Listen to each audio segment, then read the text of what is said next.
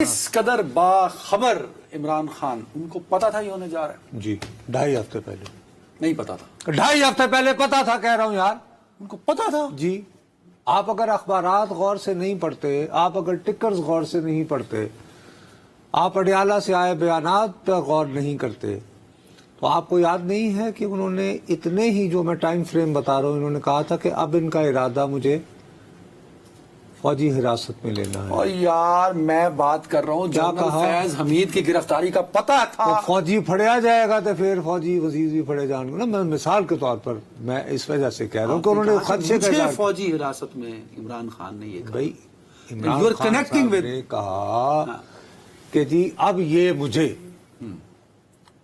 ٹھیک ہو گئی بات۔ کتنے پتوں کی، کتنے میر پور خاص، مطلب کہاں فیض حمید کی گرفتاری، کہاں عمران خان صاحب جیل میں ہیں، کیا ملانا چاہ رہے ہیں آپ؟ میں آپ سے کہنا یہ چاہ رہا ہوں کہ انتہائی سنجیدگی سے اڈیالہ جیل کے باسی یہ محسوس کر رہے تھے کہ آہستہ آہستہ سیلاب بلا جو ہے وہ جنرل فیض حمید صاحب کی طرف بڑھ رہا ہے، اور ہو سکتا ہے کہ اس کی لپیٹ میں مجھے بھی لے لیا جائے۔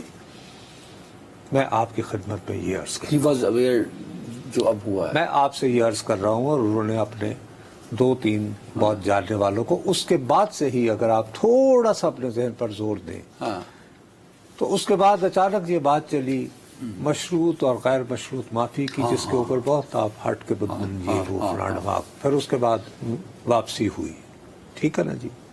اچھا، دوسری طرف لطیفہ یہ ہے کہ اب میں ایک بےہودگی کروں گا کہ ISPR تو کہہ رہے ہیں کہ جی RB ایکٹ کی خلاف ورزی انہوں نے ملٹیپل ٹائمز متعدد بار کی ریٹائر ہونے کے بعد۔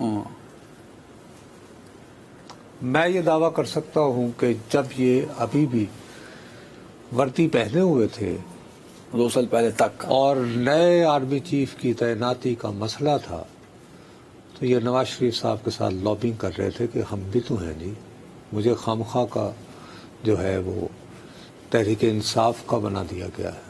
یہ افواہیں اس وقت بھی اڑی تھی، بٹ افواہیں تھیں، آپ تو افواہوں پہ یقین نہیں رکھتے۔ میں ہر صورت میں افواہوں پہ یقین نہیں رکھتا۔ تو آپ افواہ کیوں رپورٹ کر رہے ہیں پھر یہاں پہ؟ مسلم لیگ، میں ہرگز افواہ کی بات نہیں کر رہا۔ میری بہت ذمہ دار ذرائع کے ذریعے یہ بات میرے علم میں ہے کہ مسلم لیگ نون کے 2 اہم رہنماؤں کے ذریعے نواز شریف صاحب سے رابطے کی کوشش ہوئی، یعنی کہ پیغام رسانی ہوئی، ٹھیک ہے جی۔ اور وہ جو حضرات ہیں ان میں سے ایک منتخب بھی ہیں، اچھا، اور دوسرے منتخب نہیں ہو پائے، اور میں اس سے زیادہ اس کے بارے میں کچھ اور لفظ نہیں کہوں گا، لیکن بہرحال یہ روابط کے اہم رہنما ہیں جی، اور ان سے ان کے روابط ہوئے۔